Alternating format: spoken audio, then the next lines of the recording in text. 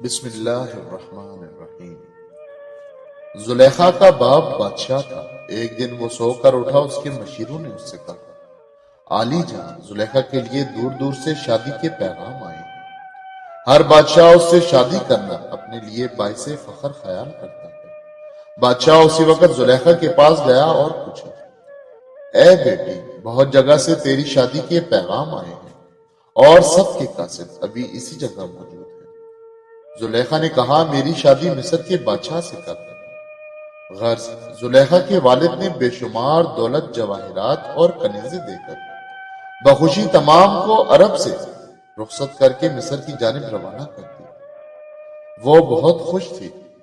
جب وہ سرزمین مصر میں داخل ہوئی تو اس کی مسرتوں کی انتہا نہ رہی، لیکن اس وقت جب کہ عزیز مصر اس کے پاس آئے تو وہ اس کو دیکھ کر جھک گئی۔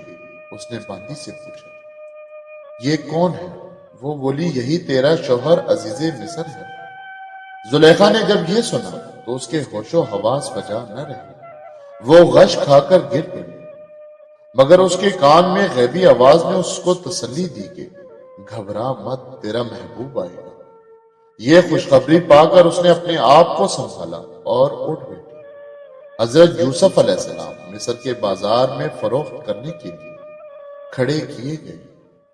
ہر شخص یہی چاہتا تھا کہ جس طرح بھی ممکن ہو یوسف علیہ السلام کو خریدے۔ عزیز مصر نے پوچھا کہ اے مالک، اس غلام کا کیا مول ہے؟ مالک نے کہا کہ اگر آپ یوسف کو خریدنا چاہتے ہیں تو جو چیز کہوں اس کے برابر تول کر دے دیں۔ عزیز مصر نے کہا، اے مالک، بتا تو اس کے وزن کے برابر کیا چاہتا ہے؟ اس نے کہا، یوسف کے برابر دینار اور درہم تول دیجیے۔ غرض عزیز مصر نے اسے دینار اور درہم دے کر یوسف علیہ السلام کو خرید لیا۔ عزیز مصر کی کوئی اولاد نہ تھی، اس کو اولاد کی بے حد خواہش تھی۔ جب عزیز مصر یوسف علیہ السلام کو خرید کر لے آیا تو زلیخا سے اس نے کہا، اے زلیخا، ہم ایک نایاب چیز خرید کر لائے ہیں، اس لیے تم کو چاہیے کہ تم یوسف کا ازحد خیال رکھو، اس کی ہر ضرورت کا خیال رکھو۔ چنانچہ وہ دونوں ہی یوسف علیہ السلام پر 1000 جان سے قربان تھے۔ ایک رات عزیز مصر سو رہا تھا کہ خواب میں اللہ تعالیٰ کی بشارت ہوئی کہ اے عزیز مصر، یوسف کو زلیخا سے جدا نہ کرنا، ان دونوں کو ایک ساتھ ہی رہنے دینا۔ عزیز مصر نے خواب سے بیدار ہوتے ہی زلیخا کو طلب کیا اور کہا، اے زلیخا، یوسف کو میں نے تیرے لیے خریدا ہے، لہٰذا تو ہی اس کو ہر وقت اپنے پاس رکھ۔ جو کام یہ کہے اپنے ہاتھ سے کرنا، کسی دوسرے کو نہ کرنے دے۔ اے شاہ، جو کچھ آپ نے فرمایا ہے میں اس پر عمل کروں گی۔ ایک دن زلیخا نے عزیز سے کہا کہ وہ ایک خوبصورت محل بنوانا چاہتی ہے۔ عزیز نے اسے بخوشی اجازت دے دی۔ دوسرے دن محل کی تعمیر کا کام شروع ہو گیا۔ جلد ہی یہ محل تعمیر ہو گیا۔ یہ محل بالکل مکمل ہو گیا تو زلیخا کو اس کی اطلاع دی گئی کہ جس محل کے بنانے کا آپ نے حکم دیا تھا وہ بالکل تیار ہے۔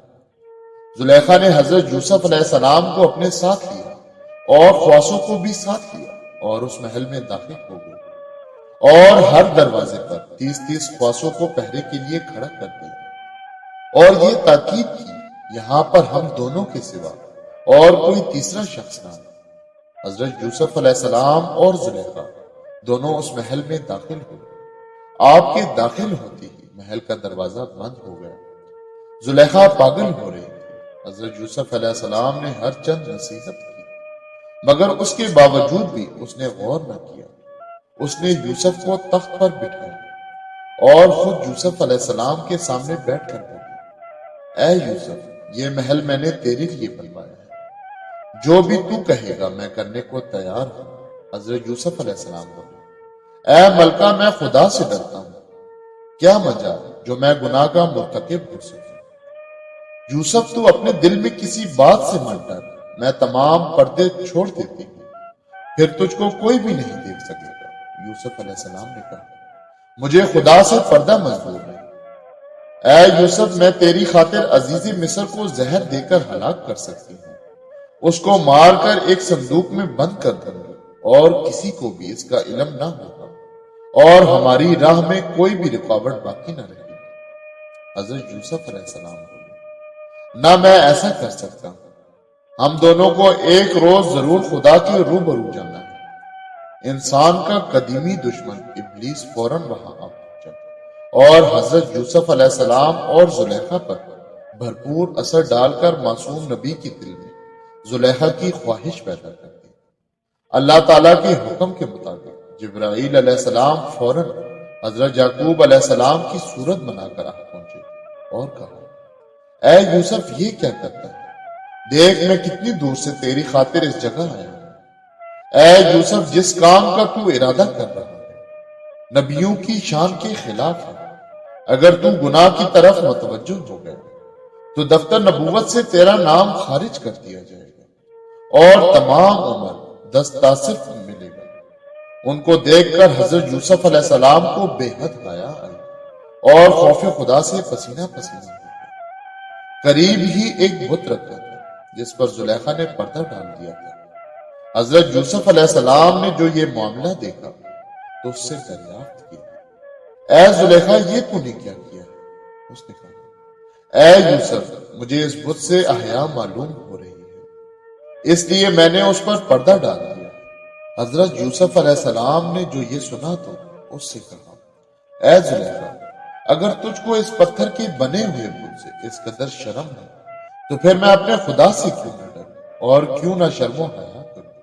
اتنا کہنے کے بعد حضرت یوسف علیہ السلام فرتے حجاب سے اپنا سر زمین کی طرف جھکا لیا اور آپ نے زمین پر بھی لکھا دیکھا، جو جیسا عمل کرے گا اس کو ویسا ہی پھل ملے گا۔ اتنا پڑھتے ہی حضرت یوسف علیہ السلام نے زلیخا سے اپنی نگاہ پھیر لی اور وہاں سے بھاگے۔ زلیخا بھی دیوانہ وار آپ کے پیچھے بھاگی، دونوں آگے پیچھے بھاگ رہے تھے۔ بھاگتے وقت یوسف علیہ السلام کی قمیض کا پچھلا حصہ زلیخا کے ہاتھ میں رہ گیا۔ حضرت یوسف علیہ السلام کو روکنے کے لیے اپنے طرف کھینچا، وہ نہ روکے، لیکن قمیض کا کچھ حصہ پھٹ کر زلیخا کے ہاتھ میں رہ گیا۔ حضرت یوسف علیہ السلام نے اس بات کا بھی خیال نہ کیا اور وہ محل سے باہر نکل گئے۔ زلیخا کو اپنی ناکامی کا بے حد کلک و ملال ہوا اور وہ اسی وقت عزیز مصر کے پاس پہنچی۔ حضرت یوسف علیہ السلام بھی وہاں پہلے ہی پہنچ چکے تھے۔ زلیخا غصے میں بھری ہوئی تھی، اس لیے اس نے حضرت یوسف علیہ السلام پر بہتان لگایا اور عزیز مصر سے اس نے کہا، اس نے مجھے بے عزت کرنا چاہا، اگر میں اس کے سامنے سے نہ بھاگتی تو شاید بے عزت کر دی جاتی۔ حضرت یوسف علیہ السلام نے جب یہ سنا تو وہ بے حد ناراض ہوئے اور سخت غصہ آیا۔ آپ نے کہا، اے عزیز، یہ جھوٹ بولتی ہے، لیکن سچ تو یہ ہے یہ خود نفس پرستی پر مائل ہو چکی تھی۔ عزیز مصر نے زلیخا سے پوچھا، اے زلیخا، تیرے پاس اس کا ثبوت کیا ہے اور کوئی اس بات کا گواہ بھی ہے یا نہیں؟ زلیخا نے کہا، اے بادشاہ، میں اور یوسف اس جگہ بالکل تنہا تھے، پاس ہی ایک کنیز کی گود میں ایک شیرخوار بچہ صرف 40 شہر کا تھا۔ اس کو خدا نے یوسف علیہ السلام کی صفائی کے لیے قوت گویائی عطا فرمائی۔ اس نے فوراً کہا، اے عزیز مصر، یوسف علیہ السلام کی قمیض پیچھے سے پھٹی ہوئی ہو تو یوسف علیہ السلام سچے اور بے قصور ہیں اور زلیخا جھوٹی اور خطا ور ہے۔ عزیز مصر نے ایک شیرخوار بچے کی گواہی حیرت سے سن کر امتحان کے لیے یوسف علیہ السلام کی قمیض دیکھی تو پیچھے سے پھٹی ہوئی تھی۔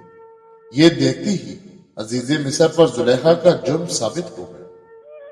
اس نے سمجھ لیا کہ یوسف بے قصور ہے اور ساری خطا اس کی ملکہ زلیخا کی ہے۔